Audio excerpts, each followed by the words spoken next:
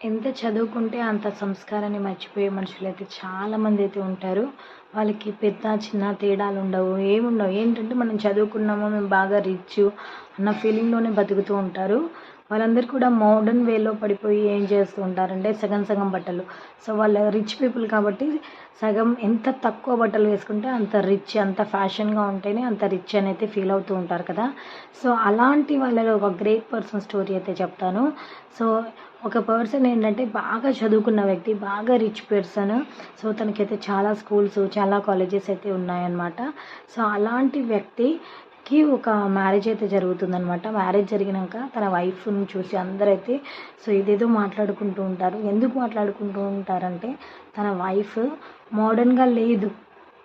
ట్రెడిషనల్‌గా రెడీ అయింది. శారీ కట్టుకుంది. ట్రెడిషనల్ వేలో ఉంది. సో, అదంతా చూసి సో, తను ఇంత రిచ్ అయ్యి కూడా ఇలాంటి అమ్మాయిని మ్యారేజ్ చేసుకున్నాడేంటి? మోడర్న్‌గా ఉన్న అమ్మాయిని చేసుకోలేదేంటి? అని ఆ పెళ్ళికొచ్చిన ప్రతి ఒక్కరు మాట్లాడారు. అంతేకాకుండా రిసెప్షన్ పెట్టినప్పుడు రిసెప్షన్‌లో కూడా ఆ అమ్మాయి ట్రెడిషనల్‌గా తలపైన ఈ విధంగా వేసుకుంటారు కదా! సో, ఆ విధంగా వేసుకుందనమాట. అంటే ఘాగ్రా, చోలి అలాంటివి వేసుకోకుండా అప్పుడు కూడా శారీనే కట్టుకుంది. చాలా ట్రెడిషనల్‌గా రెడీ అయిందనమాట. సో, అదంతా చూసి కూడా సో, నవ్వడం స్టార్ట్ చేశారు. తను ఏదేదో మాట్లాడడం స్టార్ట్ చేశారు. అయినా కూడా తనైతే ఏం పట్టించుకోలేదనమాట.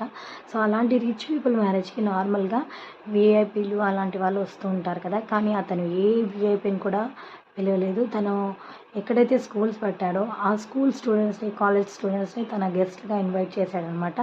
వాళ్ళందరికీ అంత రెస్పెక్ట్ ఇచ్చాడు.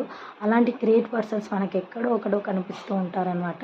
సో, చాలామంది ఏం చేస్తూ ఉంటారంటే బాగా చదివిన వాళ్ళు రిచ్ పీపుల్స్ అయితే ఏం చేస్తూ ఉంటారంటే సో, ఎంత చదివితే ఎంత డబ్బుంటే అంత తక్కువ బట్టలైతే వేసుకుంటూ ఉంటారు. అలాంటి వాళ్ళే మనకైతే చాలా కనిపిస్తూ ఉంటారనమాట.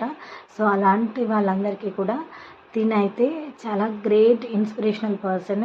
సో, ఎందుకంటే అంత చదివినా కూడా అంత రిచ్ పీపుల్ అయినా కూడా సో, ఏం చేశాడంటే తన ట్రెడిషన్‌ని మర్చిపోలేదు. అలా ట్రెడిషన్‌ని మర్చిపోకపోవడమే చాలా మంచిదనమాట. అలాంటి వాళ్ళు ఇంకా బతికుండబట్టే మన ట్రెడిషన్ కూడా ఇంకా బతికి ఉంది. సో, మీరేమంటారు? కామెంట్ చేయండి. సో, వీడియో నచ్చితే ప్లీజ్ ఒక లైక్ చేయండి. నా ఛానల్‌ని సబ్స్క్రైబ్ చేయండి. మనం ఎంత ఎదిగినా కూడా ఒదిగి ఉండాలి. మనం ఎక్కడి నుంచి వచ్చామనేది మర్చిపోకూడదు. మన ట్రెడిషన్స్‌ని, మన వాల్యూస్‌ని, ఎప్పుడు ఎథిక్స్‌ని మర్చిపోకపోతేనే మన లైఫ్ అనేది చాలా బాగుంటుంది. మీరేమంటారు? కామెంట్ చేసి చెప్పండి.